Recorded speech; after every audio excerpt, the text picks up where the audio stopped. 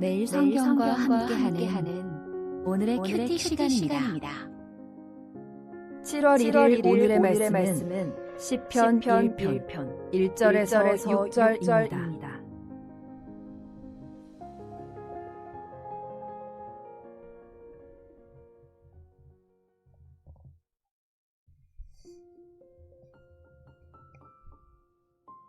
복 있는 사람은 악인들의 꾀를 따르지 아니하며 죄인들의 길에 서지 아니하며 오만한 자들의 자리에 앉지 아니하고 오직 여호와의 율법을 즐거워하여 그의 율법을 주야로 묵상하는도다.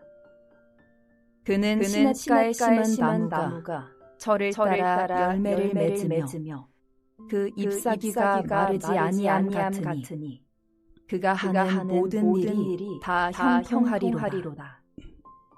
악인들은 그렇지 아니하며 오직 바람에 나는 겨와 같도다.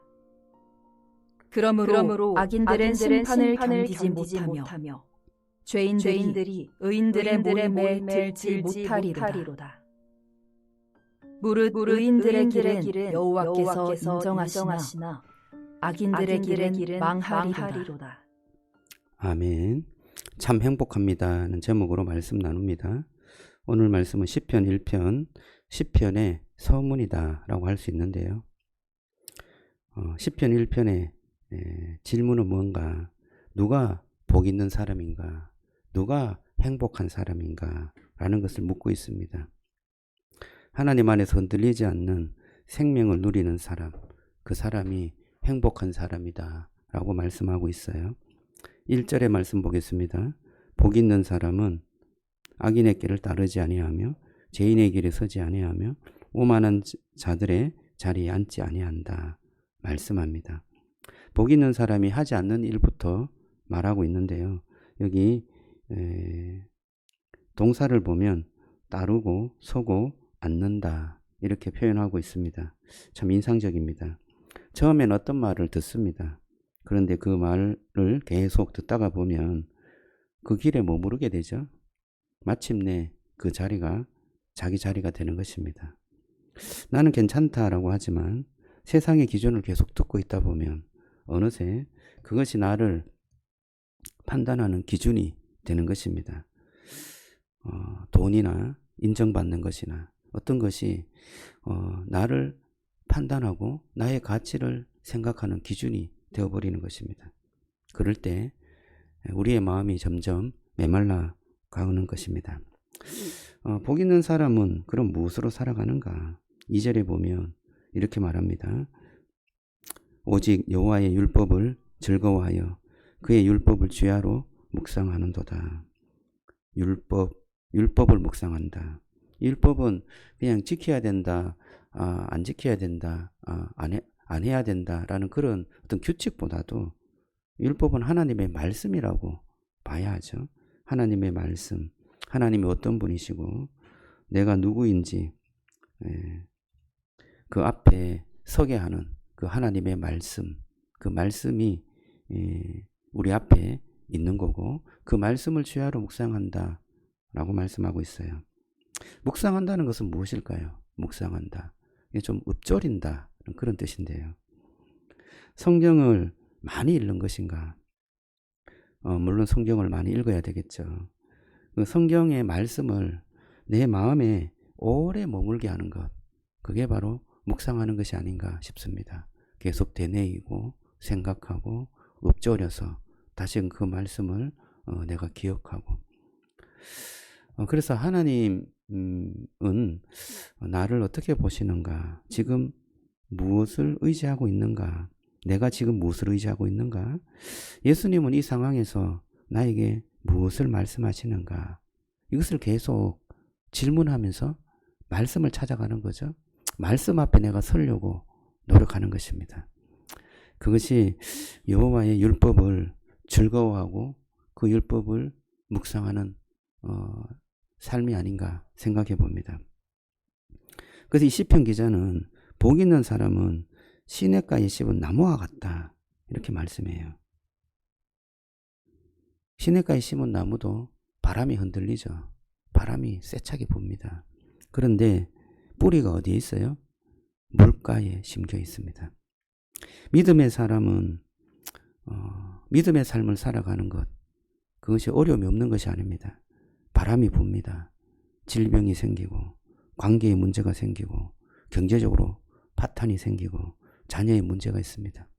바람이 계속 불어요. 그런데 뿌리가 말씀과 복음 안에 깊이 내리고 있느냐, 그 뿌리가 말씀에 깊이 닿아 있으면 마르지 않는다는 것입니다.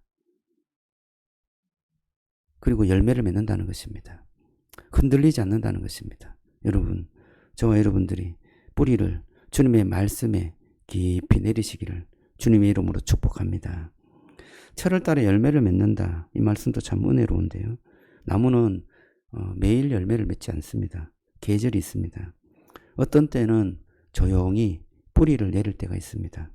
지금 당장 열매가 맺힐지 않을 때가 있어요. 그 맺힐 때가 아닌 것입니다. 하나님이 일하시지 않는 것이 아니죠. 우리의 뿌리가 계속 말씀의 뿌리를 내리다 보면 열매 맺는 때는 하나님의 때에 맺게 될 줄로 믿습니다. 하나님께서 정하신 때에 열매를 맺게 하고 철을 따라서 열매를 맺게 하는 것입니다. 반대로 악인은 어떤가? 바람에 나는 겨와 같다라고 말합니다. 겨는 겉으로는 곡식 곁에 있습니다. 그런데 안에는 생명이 없습니다.